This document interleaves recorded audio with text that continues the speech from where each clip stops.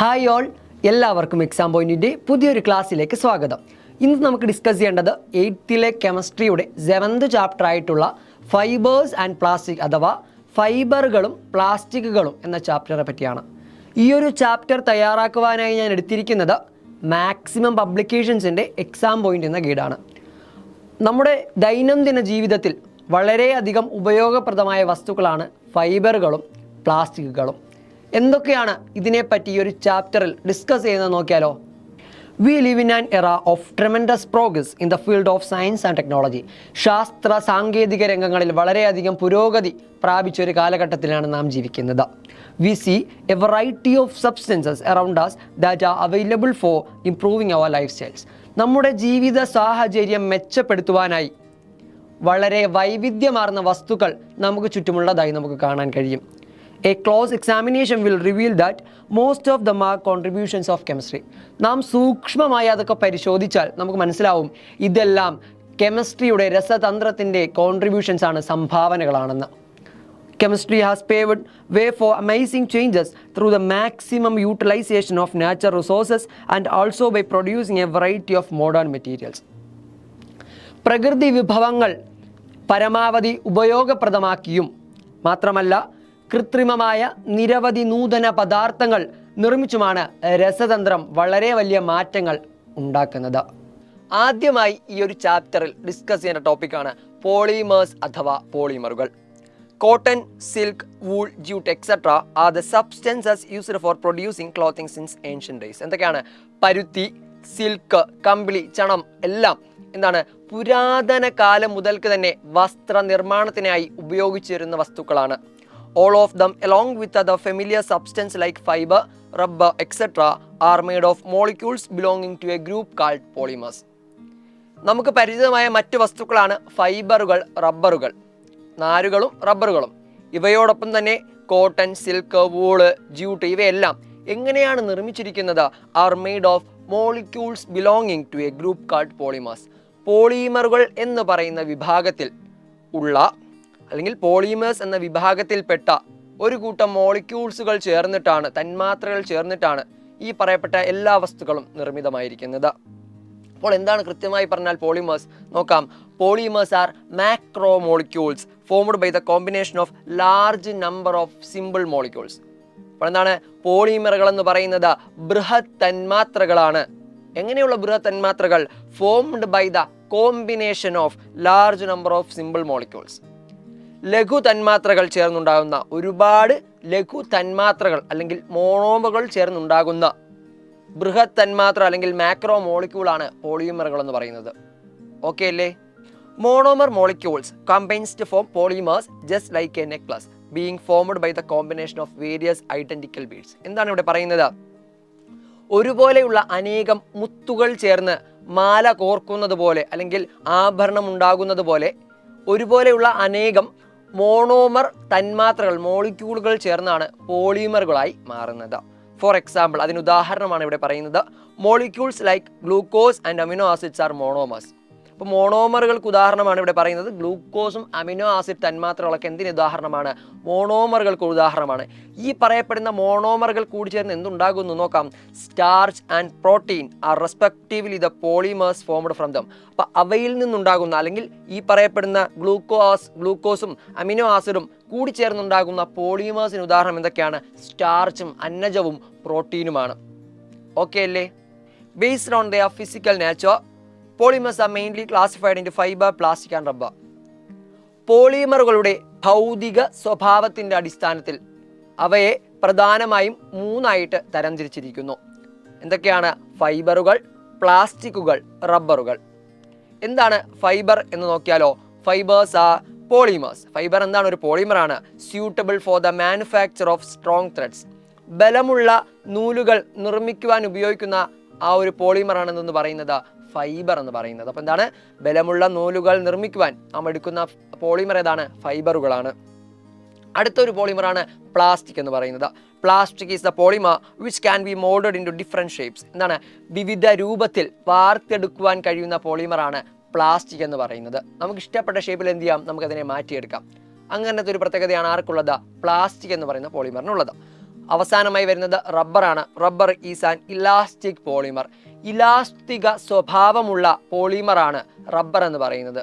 അപ്പോൾ നമ്മൾ എന്താണ് പറഞ്ഞത്? അവയുടെ ഭൗതിക സ്വഭാവത്തിൻ്റെ അടിസ്ഥാനത്തിൽ പ്രധാനമായും 3ആയിട്ട് തിരിച്ചു: ഫൈബറുകൾ, പ്ലാസ്റ്റിക്കുകൾ, റബ്ബറുകൾ. അപ്പോൾ അവയെക്കുറിച്ച് നമ്മൾ കൃത്യമായിട്ട് പറഞ്ഞു. അടുത്തതായി നമുക്ക് ഡിസ്കസ് ചെയ്യേണ്ട ടോപ്പിക്കാണ് man made or synthetic fibres, മനുഷ്യനിർമ്മിത ഫൈബറുകൾ. Natural fibres like cotton and silk are not sufficient to meet all our needs. എന്താണ് പറയുന്നത്? പ്രകൃതിദത്ത ഫൈബറുകളായ കോട്ടൺ, സിൽക്ക് അല്ലെങ്കിൽ മറ്റു നാരുകൾ മുതലായവ നമ്മുടെ ആവശ്യങ്ങൾ നിറവേറാൻ മതിയാകുന്നില്ല. They have a number of merits, but they do not possess specific desirable properties. എന്താണ് പറയുന്നത്? അവയ്ക്ക് മേന്മകൾ പലതും ഉണ്ടെങ്കിലും പ്രത്യേക ആവശ്യങ്ങൾക്ക് അഭിലഷണീയമായ ചില ഗുണങ്ങൾ അവയ്ക്കുണ്ടാകാറില്ല. പ്രകൃതിദത്ത ഫൈബറുകളുടെ അല്ലെങ്കിൽ നാച്ചുറൽ ഫൈബേഴ്സിൻ്റെ മെറിറ്റ്സ് ആൻഡ് ഡിമെറിറ്റ്സ്, മെച്ചങ്ങളും പരിമിതികളും എന്തൊക്കെയാണെന്ന് പരിശോധിച്ചാലോ? ആദ്യം മെറിറ്റ്സിനെ പറ്റി പറയാം. കംഫർട്ടബിൾ ടു വിയർ, ധരിക്കാൻ സുഖപ്രദമാണ്. കോട്ടൻ്റെയും വൂളിൻ്റെയും സിൽക്കിൻ്റെയൊക്കെ തുണികൾ കംഫർട്ടബിൾ ആണ് നമുക്ക് ധരിക്കാൻ. നോൺ ടോക്സിക് ആണ്, വിഷമല്ലാത്തതാണ് ഇവയെന്ന് പറയുന്നത്. സേഫ് ഫോർ ഹ്യൂമൻ യൂസ്, മനുഷ്യൻ്റെ ഉപയോഗത്തിന് വളരെ സുരക്ഷിതമാണ്. ആര്? പ്രകൃതിദത്ത ഫൈബറുകൾ. സേഫ് ഫോർ എൻവയോൺമെൻറ്റ്, മാത്രമല്ല നമ്മുടെ പ്രകൃതിക്കും വളരെ സുരക്ഷിതമായിട്ടുള്ളവയാണ് നമ്മുടെ നാച്ചുറൽ ഫൈബേഴ്സ്. പക്ഷേ അവയുടെ പോരായ്മകൾ എന്തൊക്കെയാണ്? ലെസ് അവൈലബിൾ, എന്താണ്? ലഭ്യത കുറവ്. ലോ മെക്കാനിക്കൽ പ്രോപ്പർട്ടീസ്, വളരെ കുറഞ്ഞ മെക്കാനിക്കൽ പ്രത്യേകതകൾ. ഓൾസോ ഫാസ്റ്റ് ഡീഗ്രഡേഷൻ റേറ്റ്, വേഗത്തിലുള്ള ഡീഗ്രഡേഷൻ നിരക്ക്, അല്ലെങ്കിൽ പെട്ടെന്ന് എന്ത് ചെയ്യുന്നു? നശിച്ചു പോകുന്നു. അപ്പോൾ പ്രകൃതിദത്ത ഫൈബറുകളുടെ മെറിറ്റ്സ് എന്താണെന്ന് മനസ്സിലായി, ഡീമെറിറ്റ്സ് എന്താണെന്ന് മനസ്സിലായി. In order to overcome the demerits, several synthetic polymers have been prepared through chemical methods. എന്താണ് പറയുന്നത്? ഈ പറയപ്പെട്ട ഡീമെറിറ്റുകളെ, പരിമിതികളെ മറികടക്കുവാനായിട്ട് several synthetic polymers have been prepared through chemical methods. രസതന്ത്ര മാർഗത്തിലൂടെ നിരവധി കൃത്രിമ പോളിമറുകൾ നിർമ്മിച്ചെടുത്തിട്ടുണ്ട്. The synthetic polymers like nylon and terylene, widely used nowadays in textile industry, are man-made polymers belonging to the category of fibers. ഇന്ന് വസ്ത്രനിർമ്മാണ രംഗത്ത് വളരെ വ്യാപകമായി ഉപയോഗിക്കുന്ന രണ്ട് പോളിമറുകളാണ് നൈലോണും ടെറിലീനും എന്നിവ. ഇവയും എന്തിൽപ്പെട്ടവയാണ്? കൃത്രിമ പോളിമറുകളിൽപ്പെട്ടവയാണ്. ഏതിൻ്റെ കാറ്റഗറിയിൽ വരുന്ന? ഫൈബേഴ്സിൻ്റെ, നാരുകളുടെ കാറ്റഗറിയിൽ വരുന്ന. ഇപ്പോൾ നാരുകളുടെ കാറ്റഗറിയിൽ വരുന്ന രണ്ട് പ്രധാനപ്പെട്ട മാൻമെയ്ഡ് പോളിമേഴ്സ് ആണ് നൈലോണും ടെറിലീനും. ഇവ ഇന്ന് വസ്ത്രനിർമ്മാണ രംഗത്ത് വളരെ വ്യാപകമായി ഉപയോഗിച്ചു വരുന്നു. ഇനി നമുക്ക് കൃത്രിമ നൂൽത്തരങ്ങളുടെ പൊതുവായ സവിശേഷതകൾ എന്തെല്ലാമെന്ന് നോക്കാം. General characteristics of these synthetic fibres: cheaper than natural fibres. പ്രകൃതിദത്ത നൂൽത്തരങ്ങളെക്കാൾ വിലക്കുറവിലാണ് നമുക്ക് ലഭിക്കുന്നത്. ചീപ്പറാണ്. ഹൈ ഡ്യൂറബിലിറ്റി, കൂടുതൽ കാലം ഈട് നിൽക്കുന്നു, അതായത് ഒരുപാട് നാൾ നമുക്ക് എന്ത് ചെയ്യാൻ കഴിയും? യൂസ് ചെയ്യാൻ കഴിയുന്നു. വ്രിങ്കിൾ ഫ്രീ, എളുപ്പത്തിൽ ചുളുങ്ങി പോകുന്നില്ല. And also can dry easily on getting wet, നനഞ്ഞാൽ പെട്ടെന്ന് ഉണങ്ങുന്നു. അപ്പോൾ ഇതൊക്കെയാണ് സാധാരണ സിന്തറ്റിക് ഫൈബേഴ്സിൻ്റെ ജനറൽ ക്യാരക്ടേഴ്സ് അല്ലെങ്കിൽ പൊതുവായ സവിശേഷതകൾ എന്ന് പറയുന്നത്. അടുത്തതായി കൃത്രിമ നൂൽത്തരങ്ങളുടെ പോരായ്മകൾ എന്തൊക്കെയാണെന്ന് നോക്കാം. Demerits of synthetic fibres: low aeration, ഇവയ്ക്ക് വായു സഞ്ചാരം കുറവാണ്. Less ability to absorb water, ജലാംശം ആഗിരണം ചെയ്യുവാനുള്ള കഴിവ് കുറവാണ്. Not suitable for hot weather, ചൂടുള്ള കാലാവസ്ഥയിൽ അനുയോജ്യമല്ല. ആൻഡ് ഓൾസോ ഹൈ ഇൻഫ്ലമബിലിറ്റി, തീ പിടിക്കുവാനുള്ള പ്രവണതയും കൂടുതലാണ്. അപ്പോൾ ഇതൊക്കെയാണ് പ്രധാനമായും സിന്തറ്റിക് ഫൈബേഴ്സ് അല്ലെങ്കിൽ കൃത്രിമ നൂൽത്തരങ്ങളുടെ പോരായ്മകൾ എന്ന് പറയുന്നത്. Synthetic fibres are generally used by blending them with natural substance like cotton. എന്താണ് പറയുന്നത്? കൃത്രിമ നൂൽത്തരങ്ങളോടൊപ്പം കോട്ടൺ പോലെയുള്ള പ്രകൃതിജന്യ വസ്തുക്കളും കൂട്ടിച്ചേർത്താണ് ഇന്ന് വ്യാപകമായി സിന്തറ്റിക് ഫൈബേഴ്സിനെ ഉപയോഗിക്കുന്നത്.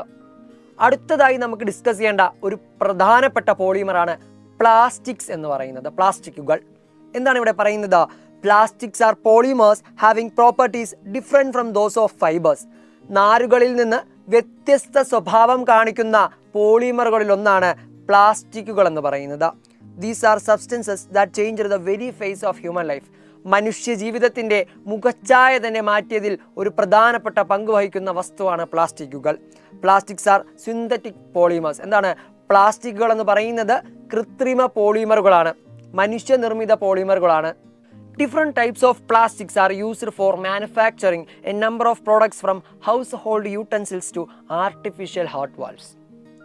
ഗാർഹിക ഉപകരണങ്ങൾ മുതൽ കൃത്രിമ ഹൃദയ വാൽവുകൾ വരെ നിർമ്മിക്കാൻ വിവിധ തരത്തിലുള്ള പ്ലാസ്റ്റിക്കുകൾ നാം ഇന്ന് ഉപയോഗിച്ചു വരുന്നു. No other substance have so diverse a use as that of plastic. പ്ലാസ്റ്റിക്കുകളെ പോലെ വൈവിധ്യമാർന്ന ഉപയോഗങ്ങളുള്ള വസ്തു ഇന്ന് നമുക്ക് കാണാനേ കഴിയില്ല. Plastic with diverse properties have been prepared nowadays, making them more useful. എന്താണ് പറയുന്നത്? വ്യത്യസ്ത ഗുണങ്ങളുള്ള പ്ലാസ്റ്റിക്കുകൾ ഇന്ന് നിർമ്മിക്കപ്പെട്ടുകൊണ്ടേയിരിക്കുന്നു. അങ്ങനെ വ്യത്യസ്തമായ ഗുണങ്ങളുടെ വൈജാത്യത്താലാണ് നാം ഇന്ന് പ്ലാസ്റ്റിക്കുകളെ പല രീതിയിലായി ഉപയോഗിക്കുന്നത്. അടുത്തതായി നമുക്ക് ഡിസ്കസ് ചെയ്യേണ്ട മറ്റൊരു പോളിമറാണ് റബ്ബർ എന്ന് പറയുന്നത്. നമ്മൾ ഓൾറെഡി പറഞ്ഞതുപോലെ ഇലാസ്തിക സ്വഭാവമുള്ള ഒരു പോളിമറാണ് rubber. Rubber is a natural polymer with elastic properties. പറഞ്ഞതുപോലെ തന്നെ ഇലാസ്തിക സ്വഭാവമുള്ള ഒരു പ്രകൃതിദത്ത പോളിമറാണ് റബ്ബർ എന്ന് പറയുന്നത്. Rubber is isolated from the latex obtained from the rubber tree. Rubber ട്രീയിൽ നിന്ന് അല്ലെങ്കിൽ റബ്ബർ മരത്തിൽ നിന്നുണ്ടാകുന്ന റബ്ബർ പാലിൽ നിന്നാണ് റബ്ബറിനെ എന്ത് ചെയ്തെടുക്കുന്നത്? വേർതിരിച്ചെടുക്കുന്നത്. Okay, rubber is a polymer formed by the combination of the monomer molecules isopropene. വളരെ പ്രധാനപ്പെട്ട കാര്യം, ഐസോപ്രോപ്പീൻ എന്ന് പറയുന്ന എന്താണ്? മോണോമർ തന്മാത്രകൾ ചേർന്നിട്ടുണ്ടാകുന്ന പോളിമറാണ് റബ്ബർ എന്ന് പറയുന്നത്. അപ്പോൾ റബ്ബറിൻ്റെ മോണോമർ ഏതെന്ന് ചോദിച്ചാൽ നമ്മൾ എന്ത് പറയണം? ഐസോപ്രോപ്പീനാണ്. റബ്ബറിൻ്റെ മോണോമർ ആരാണ്? ഐസോപ്രോപ്പീനാണ്. അപ്പോൾ ഐസോപ്രോപ്പീൻ ചേർന്നുണ്ടാകുന്ന പോളിമർ ഏതെന്ന് ചോദിച്ചാൽ ഏതെന്ന് പറയണം? റബ്ബറാണ് അതിനുത്തരം. ഓക്കെ, അപ്പോൾ എന്താണ് റബ്ബറിൻ്റെ മോണോമർ എന്ന് പറയുന്നത്? ഐസോപ്രോപ്പീനാണ്. Synthetic polymers with the properties of rubber have been developed. റബ്ബറിൻ്റെ സ്വഭാവമുള്ള കൃത്രിമ പോളിമറുകൾ ഇന്ന് നിർമ്മിച്ചെടുത്തിട്ടുണ്ട്. These are called synthetic rubbers. ഇങ്ങനെയുള്ളതിനെ നമ്മൾ എന്ത് പറയുന്നു? സിന്തറ്റിക് റബ്ബേഴ്സ് അല്ലെങ്കിൽ കൃത്രിമ റബ്ബറുകൾ എന്ന് പറയുന്നു. അതായത് റബ്ബറിൻ്റെ സ്വഭാവമുള്ള കൃത്രിമ പോളിമറുകളെ നമ്മൾ എന്ത് പറയുന്നു? സിന്തറ്റിക് റബ്ബർ അല്ലെങ്കിൽ കൃത്രിമ റബ്ബറുകൾ എന്ന് പറയുന്നു. അതിന് എക്സാമ്പിളാണ് അടുത്ത് പറയുന്നത്. Neoprene, Thiokol, Buna S, Buna N etcetera belonging to this group. അപ്പോൾ ഈ കൂട്ടത്തിൽ പെടുന്നത് ആരൊക്കെയാണ്? Neoprene, Thiokol, Buna S, Buna N etcetera. അപ്പോൾ ഇനിയുമുണ്ട്. ഇവയെല്ലാം ഏത് ഗ്രൂപ്പിൽ പെടുന്നതാണ്? സിന്തറ്റിക് റബ്ബറിൻ്റെ കൂട്ടത്തിൽ പെടുന്നവയാണ്. പ്ലാസ്റ്റിക്കുകൾക്ക് എന്തെല്ലാം സവിശേഷതകളാണുള്ളത് നോക്കിയാലോ? Characteristics of plastics. They are light in weight and are chemically stable. അവ ഭാരം കുറഞ്ഞതും സ്ഥിരതയുള്ള രാസവസ്തുക്കളുമാണ്. Easily moulded in to different shapes and size. വ്യത്യസ്ത വലിപ്പത്തിലും വ്യത്യസ്ത ആകൃതിയിലും അവയെ നമുക്ക് വാർത്തെടുക്കാൻ കഴിയുന്നു. Good insulation and low thermal conductivity. നല്ല ഇൻസുലേഷനും താപചാലികത കുറവുമാണ്. താപത്തെ കടത്തിവിടുവാനുള്ള കഴിവും കുറവാണ്. Good impact resistance and they do not rust. നല്ല ആഘാത പ്രതിരോധമുണ്ട്, മാത്രമല്ല ഇവ തുരുമ്പെടുക്കില്ല പെട്ടെന്ന്. Good transparency and wear resistance. നല്ല സുതാര്യതയുണ്ട് ആൻഡ് ഓൾസോ തേയ്മാന പ്രതിരോധവും ഇവയിൽ കാണാൻ കഴിയുന്നു. Poor dimensional stability and can be easily deformed. Dimensional stability അല്ലെങ്കിൽ സ്ഥിരത വളരെ കുറവായതിനാൽ നമുക്ക് എന്ത് ചെയ്യാൻ കഴിയുന്നു? എളുപ്പത്തിൽ ഇവയെ രൂപഭേദം വരുത്തുവാൻ സാധിക്കുന്നു. അപ്പോൾ ഇതൊക്കെയാണ് എന്തിൻ്റെ? പ്ലാസ്റ്റിക്കുകളുടെ സവിശേഷതകളെന്ന് പറയുന്നത്. ഇതുമായി ബന്ധപ്പെട്ട് വരുന്ന ഒരു എക്സസൈസിലേക്കാണ് നമുക്ക് പോവേണ്ടത്. കുറച്ച് സിറ്റുവേഷൻസ് ഇവിടെ നൽകിയിട്ടുണ്ട്, കുറച്ച് സന്ദർഭങ്ങളാണ്. അതിൻ്റെ എന്ത് സവിശേഷത മൂലമാണ് ഇത് സംഭവിക്കുന്നത്? പ്ലാസ്റ്റിക്സിൻ്റെ എന്ത് ക്യാരക്ടറിസ്റ്റിക്സ് മൂലമാണ് അത് സംഭവിക്കുന്നത്? ആ ഒരു സന്ദർഭം ഉണ്ടാകുന്നതെന്നാണ് നോക്കേണ്ടത്. ആദ്യം നൽകിയിരിക്കുന്നത് ടു ഇൻസുലേറ്റ് ഇലക്ട്രിക് കണ്ടക്ടേഴ്സ്. വൈദ്യുത ചാലകങ്ങളിൽ ആവരണം ചെയ്യപ്പെട്ടിരിക്കുന്നു. എന്തുകൊണ്ടാണ്? Not a conductor of electricity. അതെന്താണ്? ഇലക്ട്രിസിറ്റിയുടെ കണ്ടക്ടർ അല്ലാത്തതുകൊണ്ട്, അല്ലെങ്കിൽ എന്ത് പറയാം, വൈദ്യുതവാഹി അല്ലാത്തത് കൊണ്ടാണ് അത് നമുക്ക് ഇലക്ട്രിക് കണ്ടക്ടേഴ്സിൽ ഇൻസുലേറ്റ് ചെയ്യാൻ പറ്റുന്നത്. രണ്ടാമത് പറഞ്ഞിരിക്കുന്ന situation to make handles of kitchen utensils. പാചക പാത്രങ്ങളുടെ കൈപ്പിടി നിർമ്മിക്കാൻ ഉപയോഗിക്കുന്നു. എന്ത് സവിശേഷതയാണ്? നമുക്ക് പറയാൻ പറ്റും നോട്ട് എ കണ്ടക്ടർ ഓഫ് ആരുടെ? ഹീറ്റിൻ്റെ കണ്ടക്ടർ അല്ലെങ്കിൽ ലോ തേർമൽ കണ്ടക്ടിവിറ്റി എന്ന് നമുക്ക് പറയാം. എന്താണ് ലോ തേർമൽ കണ്ടക്ടിവിറ്റി അല്ലെങ്കിൽ not a conductor of heat എന്ന് നമുക്ക് പറയാൻ കഴിയും. എന്താണ് അടുത്തതാണ് പറഞ്ഞിരിക്കുന്നത്? To store chemical substances. എന്താണ്? രാസപദാർത്ഥങ്ങൾ സൂക്ഷിക്കാൻ ഉപയോഗിക്കുന്നു. എന്ത് സവിശേഷത ഉള്ളതുകൊണ്ടാണ്? They do not rest. എന്താണ്? അതായത് അവ തുരുമ്പെടുക്കില്ല. Do not rest. അങ്ങനെ ഒരു പ്രോപ്പർട്ടി ഇല്ലാത്തത് കൊണ്ടാണ് നമുക്ക് കെമിക്കൽസിനെ സ്റ്റോർ ചെയ്യാൻ കഴിയുന്നത്. അടുത്തൊരു സിറ്റുവേഷനാണ് to make water tanks. Water tanks നിർമ്മിക്കാൻ നമുക്ക് ഏത് പ്രത്യേകത പറയാൻ കഴിയും? അവ ഇമ്പാക്റ്റ് റെസിസ്റ്റൻസ് ആണെന്ന് പറയാൻ കഴിയും. ഇമ്പാക്റ്റ് റെസിസ്റ്റൻസ്, ട്രാൻസ്പാരൻറ്റ് എന്നൊക്കെ പറയാൻ കഴിയും. അതായത് ആഘാത പ്രതിരോധം, അതായത് വെള്ളം വന്ന് വീഴുമ്പോൾ എന്ത് ചെയ്യുന്നു, അതിൻ്റെ ആഘാതം അതിനെ പ്രതിരോധിക്കാൻ കഴിയുന്നുണ്ട്. മാത്രമല്ല നമുക്ക് കൃത്യമായിട്ട് കാണാൻ സുതാര്യമാണെന്ന് കാണാൻ കഴിയുന്നുണ്ട്. അപ്പോൾ അതൊക്കെ നമുക്ക് വാട്ടർ ടാങ്ക്സിൻ്റെ പ്രത്യേകതയിൽ പറയാൻ കഴിയും. To make household utensils, എന്താണ്, ഗൃഹോപകരണങ്ങൾ നിർമ്മിക്കാൻ ഉപയോഗിക്കുന്നു. അതിൻ്റെ പ്രത്യേകത എന്താണ്? It can be moulded in to different size and shape. ഏത് സൈസിൽ വേണോ അല്ലെങ്കിൽ ഏത് ഷേപ്പിൽ വേണോ, ഏത് വലിപ്പത്തിലോ ഏത് ആകൃതിയിലോ നമുക്ക് എന്ത് ചെയ്യാൻ കഴിയും? അവരെ മോൾഡ് ചെയ്യാൻ കഴിയുന്നു. കാരണം എന്താണ്? അവർക്ക് പുവർ ഡൈമെൻഷണൽ സ്റ്റെബിലിറ്റിയാണ്. ഡൈമെൻഷണൽ സ്റ്റെബിലിറ്റി കുറവായതുകൊണ്ടാണ് നമുക്ക് ഈ ഒരു പ്രത്യേകത അവർക്കുള്ളത്. അടുത്തതായി നമുക്ക് ഡിസ്കസ് ചെയ്യേണ്ട ടോപ്പിക്കാണ് thermoplastic and thermosetting plastic. അപ്പോൾ എന്തൊക്കെയാണ് തെർമോ പ്ലാസ്റ്റിക്കുകളും തെർമോ സെറ്റിംഗ് പ്ലാസ്റ്റിക്കുകളും? Plastics can be classified into two types based on the changes that occur while heating. ചൂടാക്കുമ്പോഴുണ്ടാകുന്ന മാറ്റത്തിൻ്റെ അടിസ്ഥാനത്തിൽ പ്ലാസ്റ്റിക്കുകളെ പ്രധാനമായും രണ്ടായി തരംതിരിക്കാം. ഇപ്പോൾ എന്തിൻ്റെ അടിസ്ഥാനത്തിലാണ്? ഓൺ ഹീറ്റിംഗ്, ചൂടാക്കുമ്പോഴുണ്ടാകുന്ന മാറ്റത്തിൻ്റെ അടിസ്ഥാനത്തിൽ രണ്ടായിട്ട് തരംതിരിച്ചിട്ടുണ്ട്. ഒന്ന് പറയുന്നത് തെർമോ പ്ലാസ്റ്റിക്കുകളും മറ്റൊന്ന് പറയുന്നത് തെർമോ സെറ്റിംഗ് പ്ലാസ്റ്റിക്കുകളുമാണ്. അപ്പോൾ എന്താണ് തെർമോ പ്ലാസ്റ്റിക് നോക്കിയാലോ? The plastic that gets softened on heating and hardened on cooling is thermoplastic. അപ്പോൾ എന്താണ്? ചൂടാക്കുമ്പോൾ മൃദുവാവുകയും തണുപ്പിക്കുമ്പോൾ അവ ദൃഢമാകുകയും ചെയ്യുന്ന പ്ലാസ്റ്റിക്കുകളെയാണ് നമ്മൾ എന്ത് പറയുന്നത്? തെർമോ പ്ലാസ്റ്റിക്കുകൾ എന്ന് പറയുന്നത്. The plastic that get softened on heating, ചൂടാക്കുമ്പോൾ മൃദുവാവുകയും and also hardened on cooling, അവ തണുപ്പിക്കുമ്പോൾ ദൃഢമാവുകയും ചെയ്യുന്ന പ്ലാസ്റ്റിക്കുകളെ നമ്മൾ എന്ത് പറയുന്നു? തെർമോ പ്ലാസ്റ്റിക്കുകൾ എന്ന് പറയുന്നു. തെർമോ പ്ലാസ്റ്റിക്കുകൾ എന്ന് പറയുന്നു. This process can be repeated any number of times. ഈ ഒരു പ്രവർത്തനം നമുക്ക് എത്ര തവണ വേണമെങ്കിലും എത്ര പ്രാവശ്യം വേണമെങ്കിലും എന്ത് ചെയ്യാം? ആവർത്തിക്കാൻ കഴിയും. അതായത് ചൂടാക്കുമ്പോൾ മൃദുവാകുന്നു, തണുപ്പിക്കുമ്പോൾ ഹാർഡൻ ആവുന്നു, നമുക്കത് റിപ്പീറ്റ് ചെയ്തുകൊണ്ടേ ഇരിക്കാം. Okay, thermo plastic undergo physical change on heating. എന്താണ് പറയുന്നത്? തെർമോ പ്ലാസ്റ്റിക്കുകൾ ഫിസിക്കൽ ചേഞ്ച് ഉണ്ടാകുന്നു. ഹീറ്റ് ചെയ്യുന്ന സമയത്ത് ചൂടാക്കുമ്പോൾ അവയ്ക്ക് ഭൗതിക മാറ്റം സംഭവിക്കുന്നു. ഇപ്പോൾ ഏത് പ്ലാസ്റ്റിക്കിനാണ് ചൂടാക്കുമ്പോൾ ഭൗതിക മാറ്റം സംഭവിക്കുന്നതെന്ന് ചോദിച്ചാൽ എന്താണ്? തെർമോ പ്ലാസ്റ്റിക് ആണ്. എന്നാൽ തെർമോ സെറ്റിംഗ് പ്ലാസ്റ്റിക്കുകളിൽ എന്താണ് സംഭവിക്കുന്നതെന്ന് നോക്കിയാലോ? The plastic which remains soft when heated during its manufacture and gets hardened permanently on cooling is thermosetting plastic. നിർമ്മാണ വേളയിൽ അതിൻ്റെ മാനുഫാക്ചറിങ് സമയത്ത് ചൂടായ അവസ്ഥയിൽ അവ മൃദുവായിരിക്കും. അപ്പോൾ നിർമ്മാണ വേളയിൽ ചൂടായിരിക്കുന്ന സമയത്ത് ഹീറ്റ് കൊടുക്കുമ്പോൾ അവ എന്ത് ചെയ്യുന്നു? സോഫ്റ്റൻ ചെയ്യുന്നു.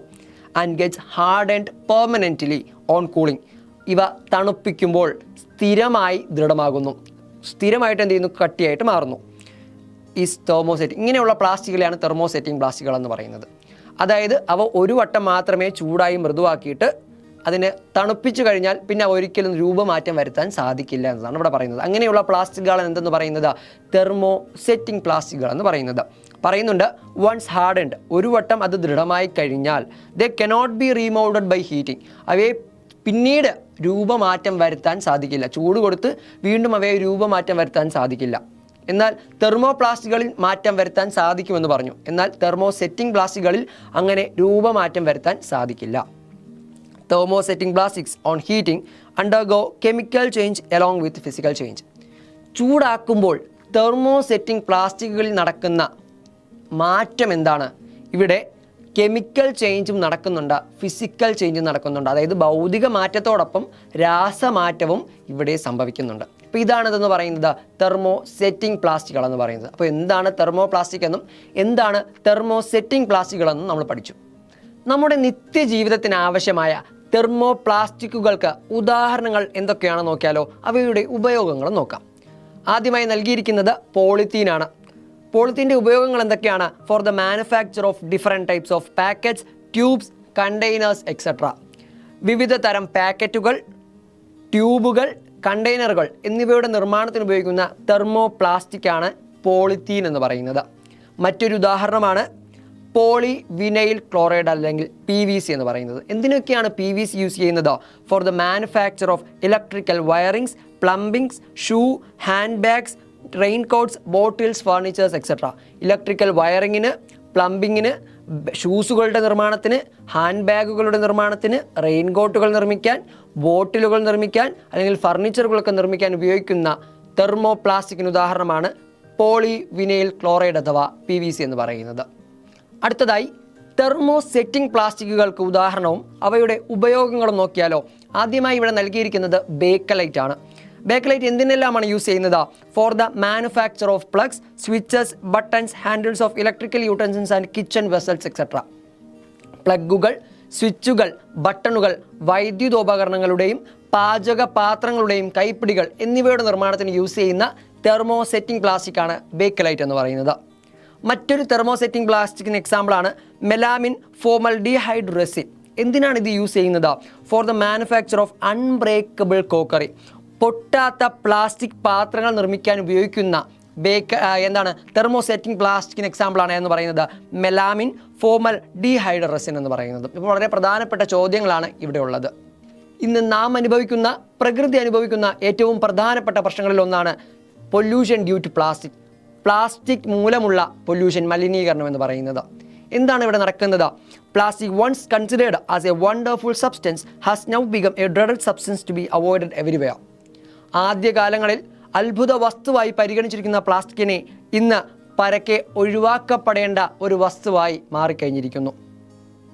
Restrictions on the production and use of plastics have been enforced worldwide. ലോകവ്യാപകമായി തന്നെ പ്ലാസ്റ്റിക്കിൻ്റെ ഉൽപാദനവും ഉപയോഗത്തിനും നിയന്ത്രണങ്ങൾ വന്നിട്ടുണ്ട്. In our country, the use of plastics have been banned in a number of places. എന്താണ് പറയുന്നത്? നമ്മുടെ രാജ്യത്തും പല സ്ഥലങ്ങളിലും പ്ലാസ്റ്റിക്കിൻ്റെ ഉപയോഗം നിരോധിച്ചിട്ടുണ്ട്. അപ്പോൾ പ്ലാസ്റ്റിക് എന്ന് പറയുന്നത് അത്രയും ഹാനികരമായിട്ടുള്ള അല്ലെങ്കിൽ വളരെ പൊല്യൂട്ടഡ് ആയിട്ടുള്ള ഒന്നായിട്ട് മാറിക്കഴിഞ്ഞു. അതുപോലെ നമുക്കറിയാവുന്ന കാര്യമാണ്, you also may be aware that steps have been taken to make hospitals, campuses, zoos and public places plastic free. ആശുപത്രികളും മൃഗശാലകളും പൊതുസ്ഥലങ്ങളും പ്ലാസ്റ്റിക് വിമുക്തമാക്കുവാനുള്ള നടപടികൾ ആവിഷ്കരിച്ചിരിക്കുന്നു. ദിസ് ഈസ് ബിക്കോസ്, എന്തുകൊണ്ടാണ് പ്ലാസ്റ്റിക്കിനെ ഇത്രയും പൊല്യൂട്ടൻ്റ് ആയിട്ട് നമ്മൾ കണക്കാക്കുന്നത്? This is because plastics do not undergo biodegradation like other substance. മറ്റു വസ്തുക്കളെ പോലെ പ്ലാസ്റ്റിക് എന്തിന് വിധേയമാകുന്നില്ല? ബയോഡീഗ്രഡേഷൻ അല്ലെങ്കിൽ ജൈവ വിഘടനം നടക്കുന്നില്ല. അതുകൊണ്ടാണ് പ്ലാസ്റ്റിക് വളരെ ഹാനികരമായി മാറുന്നത്. പ്ലാസ്റ്റിക് എങ്ങനെയൊക്കെയാണ് ഹാനികരമായി മാറുന്നത് നോക്കിയാലോ. How plastic becomes harmful. Leads to environmental pollution when discard carelessly. അലക്ഷ്യമായി വലിച്ചെറിയുമ്പോൾ പരിസ്ഥിതി മലിനീകരണത്തിന് കാരണമാകുന്നു. Kills ocean life. എന്താണ് പറയുന്നത്? നമ്മുടെ സമുദ്ര ജീവിതത്തെ സാരമായി ബാധിക്കുന്നു. സമുദ്രജീവികളെ അവ കൊല്ലുന്നു. Kills terrestrial wildlife. എന്താണ്? കരയിലെ വന്യജീവികളെയും അവ ബാധിക്കുന്നു. Plastic also harms the environment by killing land animals. നമ്മുടെ കരയിലെ ജീവികളെ കൊല്ലുന്നത് കൊണ്ട് നമ്മുടെ പ്രകൃതിക്കും അത് സാരമായി ദോഷം ചെയ്യുന്നു. Take sub space. ഒരുപാട് സ്ഥലം അവ അപഹരിച്ചെടുക്കുന്നു. കാരണം നമ്മൾ ആ ഒരു സ്പേസിൽ പ്ലാസ്റ്റിക് ഇട്ട് കഴിഞ്ഞാൽ പിന്നെ നമുക്ക് അവിടെ ഒന്നും ചെയ്യാൻ പറ്റില്ല. അവിടെ ബയോഡീഗ്രഡേഷൻ ഇല്ലാത്തതുകൊണ്ട് തന്നെ നമുക്കൊരു പ്ലാന്റ് വെക്കാനോ അല്ലെങ്കിൽ അവിടെ മറ്റ് ഉപയോഗങ്ങൾക്ക് നമുക്ക് അവിടെ എടുക്കാൻ കഴിയില്ല. അപ്പോൾ അങ്ങനെ എന്ത് ചെയ്യുന്നു? സ്പേസ് അപഹരിക്കുന്നു. Produce chemical pollution. രാസമലിനീകരണം ഉണ്ടാക്കുന്നു. ആ കെമിക്കൽസ്. കാരണം നമ്മൾ കെമിക്കൽസ് കത്തിച്ചാൽ എന്ത് ചെയ്യുന്നു? അവിടെ നിന്ന് കാർബൺ ഡൈ ഓക്സൈഡും കാർബൺ മോണോക്സൈഡൊക്കെ ഉണ്ടായി നമ്മുടെ പ്രകൃതിക്ക് വളരെ അത് ദോഷമായിട്ട് മാറുന്നു. ഇവിടെ കെമിക്കൽ പൊല്യൂഷൻ, രാസമലിനീകരണം ഉണ്ടാക്കുന്നു. Creates micro plastic. മൈക്രോ പ്ലാസ്റ്റിക്കുകൾ ഉണ്ടാക്കുന്നു. എന്താണ് മൈക്രോ പ്ലാസ്റ്റിക്? പ്ലാസ്റ്റിക്കുകളുടെ അവശിഷ്ടമാണ് മൈക്രോ പ്ലാസ്റ്റിക് എന്ന് പറയുന്നത്. ഇതും മണ്ണിലുണ്ടായിരുന്നാൽ അതും ബയോഡിഗ്രഡേഷൻ സംഭവിക്കാതെ തന്നെ വളരെ ചെടികൾക്കും അല്ലെങ്കിൽ മൃഗങ്ങൾക്കൊക്കെ എന്ത് ചെയ്യുന്നു? സാരമായി ബാധിക്കുന്നു. അപ്പോൾ ഇതൊക്കെയാണ് പ്രധാനമായും പ്ലാസ്റ്റിക് മൂലമുണ്ടാകുന്ന പൊല്യൂഷൻ എന്ന് പറയുന്നത്. മനുഷ്യന് പൂർണ്ണമായും ഒഴിവാക്കാൻ സാധിക്കാത്തൊരു വസ്തു കൂടിയാണ് പ്ലാസ്റ്റിക് എന്ന് പറയുന്നത്. കാരണം മനുഷ്യന് ഒരുപാട് ഉപയോഗങ്ങൾ പ്ലാസ്റ്റിക് കൊണ്ടുണ്ടാകുന്നു. എന്തെല്ലാം ഉപയോഗങ്ങളാണ് മനുഷ്യൻ ഉണ്ടാക്കുന്നത് നോക്കാം. Uses of plastics. പ്ലാസ്റ്റിക് കൊണ്ടുള്ള ഉപയോഗങ്ങൾ. ആദ്യത്തേത് പ്രൊഡ്യൂസ് പാക്കേജിംഗ്. പ്ലാസ്റ്റിക് പാക്കറ്റുകളുടെ നിർമ്മാണം. In building and construction. കെട്ടിട നിർമ്മാണ പ്രവർത്തനങ്ങളിൽ പ്ലാസ്റ്റിക്കും പ്ലാസ്റ്റിക് കൊണ്ടുള്ള വസ്തുക്കളും നാം ഉപയോഗിക്കുന്നു. ഇൻ ടെക്സ്റ്റൈൽസ് എന്നാണ് വസ്ത്ര നിർമ്മാണ ശൃംഖലയിൽ നാം ഉപയോഗിക്കുന്നുണ്ട് പ്ലാസ്റ്റിക്കിനെ. Consumer products. ഉപഭോക്തൃ ഉൽപ്പന്നങ്ങൾക്ക് വേണ്ടി ഉപയോഗിക്കുന്നുണ്ട്. ട്രാൻസ്പോർട്ടേഷൻ. ഗതാഗത ആവശ്യങ്ങൾക്കായിട്ട് നാം പല പ്ലാസ്റ്റിക് മെറ്റീരിയൽസും യൂസ് ചെയ്യുന്നുണ്ട്. ഇലക്ട്രിക്കൽസ് ആൻഡ് ഇലക്ട്രോണിക്സ് എന്താണ് വൈദ്യുത രംഗങ്ങളിലും വൈദ്യുത ഉൽപ്പന്നങ്ങളുടെ നിർമ്മാണത്തിന് ആവശ്യമായും നാം പ്ലാസ്റ്റിക്കുകളെ യൂസ് ചെയ്യുന്നുണ്ട്.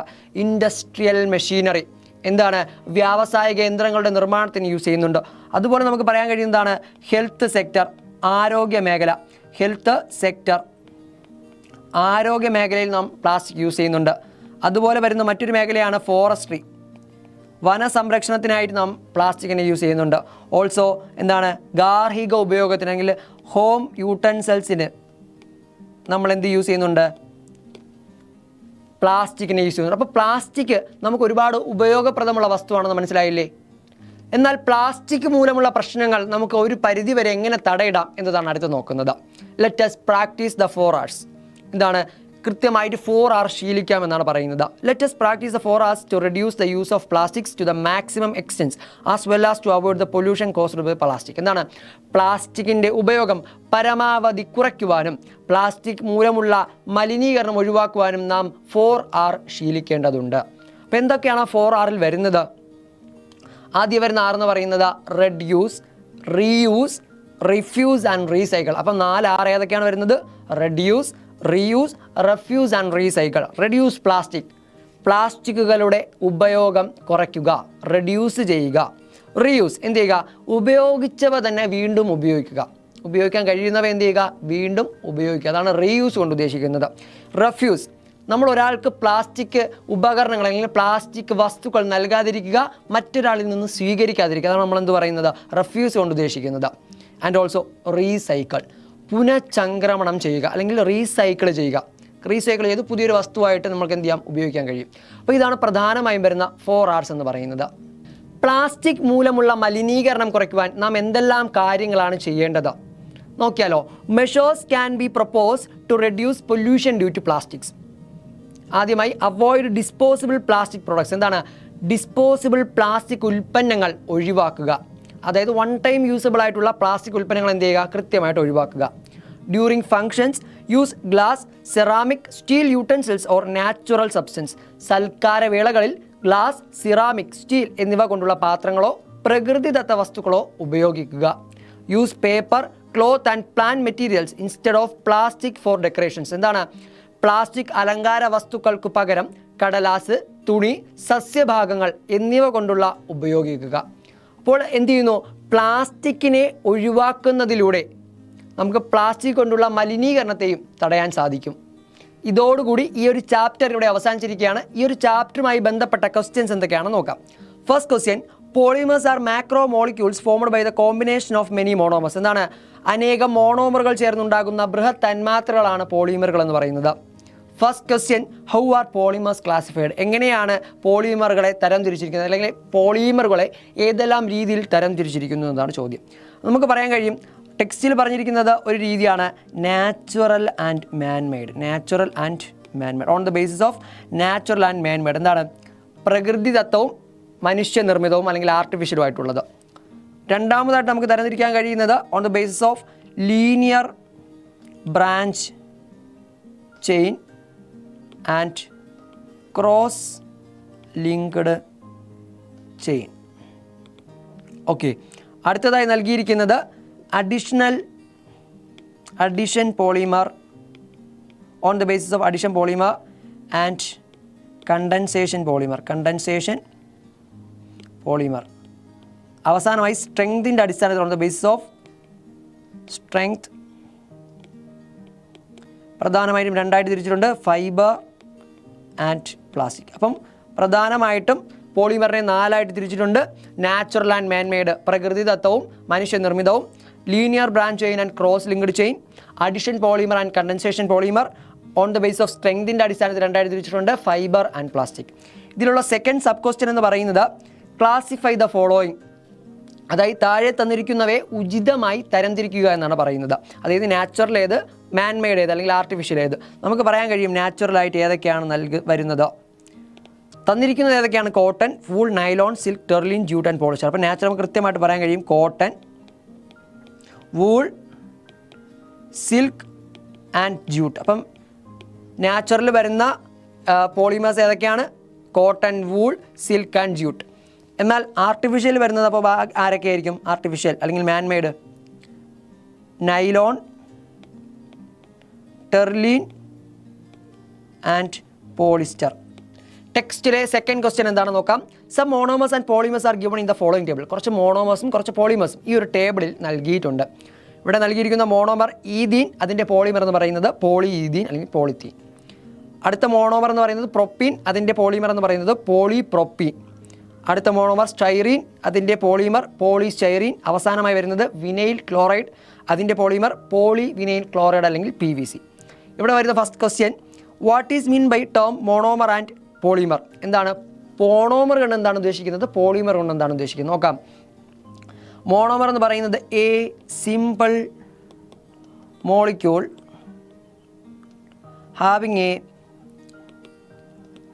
Particular structure. ഒരു പർട്ടിക്കുലർ സ്ട്രക്ചറുള്ള കൃത്യമായ സ്ട്രക്ചറുള്ള ഘടനയുള്ള കുറച്ച് സിമ്പിളായിട്ട് ലഘു തന്മാത്രകളാണ് നമ്മൾ എന്ത് വിളിക്കുന്നത്, മോണോമർ എന്ന് വിളിക്കുന്നത്. A simple molecule having A particular structure, അതാണ് എന്തെന്ന് പറയുന്നത് മോണോമർ എന്ന് പറയുന്നത്. എന്താണ് പോളിമർ നോക്കാം. എന്താണ് പോളിമർ എന്ന് നമുക്കറിയാവുന്ന കാര്യമാണ്. മാക്രോ മോളിക്യൂൾസ് ആണ്, ബൃഹത് തന്മാത്രകളാണ് അല്ലേ. Macro molecules formed by the combination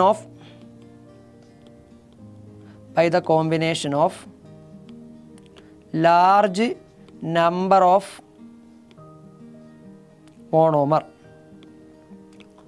മോണോമറുകൾ കൂടിച്ചേർന്നുണ്ടാകുന്ന ഒരു ബൃഹത് തന്മാത്രയാണ് നമ്മൾ എന്ത് പറയുന്നത്, പോളിമറുകൾ എന്ന് പറയുന്നത്. എന്താണ് പോളിമർ?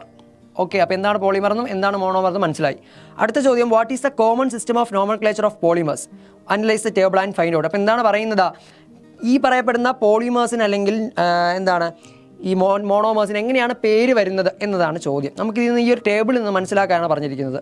ഈ ടേബിൾ നമുക്ക് കൃത്യമായിട്ട് നോക്കിയാൽ മനസ്സിലാവും. മോണോമേഴ്സിൻ്റെ പേരിൻ്റെ കൂടെ പോളിമർ ആകുമ്പോൾ അതിൻ്റെ മുന്നേ ഒരു പോളി എന്ന് മാത്രം വരുന്നു. ആ ഒരു പോളി എന്ന് പറയുന്ന വാക്ക് ആദ്യം ചേർക്കുന്നു. ഇതാണ് മോണോമേഴ്സും പോളിമേഴ്സും പേരിടുന്നതിലുള്ള ഒരു കാര്യമെന്ന് പറയുന്നത്. ടെക്സ്റ്റിലെ തേർഡ് ക്വസ്റ്റ്യനിലേക്ക് കടക്കാം. Natural fibres and synthetic fibres are used in the field of textile manufacturing. വസ്ത്രനിർമ്മാണ രംഗത്ത് പ്രകൃതിദത്ത നാരുകൾ, മനുഷ്യനിർമ്മിത നാരുകൾ എന്നിവ ഉപയോഗിക്കുന്നുണ്ടല്ലോ. First question, compare the merits and demerits and tabulate. അവരുടെ പരിമിതികളും മെച്ചങ്ങളും ടാബുലേറ്റ് ചെയ്ത് എഴുതാനാണ് പറഞ്ഞിരിക്കുന്നത്. അപ്പോൾ നമുക്ക് എന്ത് ചെയ്യാം, ഇവിടെ നിന്ന് നാച്ചുറൽ ഫൈബേഴ്സിന് എടുക്കാം, അവയുടെ മെറിറ്റ്സും ഡിമെറിറ്റ്സും പറയാം. അപ്പോൾ ഡിമെറിറ്റ്സ് ആയിരിക്കും ആരുടെ മെറിറ്റ്സ് എന്ന് പറയുന്നത്, സിന്തറ്റിക് ഫൈബേഴ്സിൻ്റെ അല്ലെങ്കിൽ മാൻമെയ്ഡ് ഫൈബേഴ്സിൻ്റെ എന്തെന്ന് പറയുന്നത്, മെറിറ്റ്സ് എന്ന് പറയുന്നത്. ഓക്കെ, നോക്കാം. അപ്പം നമുക്ക് ആദ്യമായിട്ട് നാച്ചുറൽ ഫൈബേഴ്സിൻ്റെ എന്തെടുക്കാം, മെറിറ്റ്സ് എന്തൊക്കെയാണെന്ന് നോക്കാം. നാച്ചുറൽ ഫൈബേഴ്സിൻ്റെ മെറിറ്റ്സ്.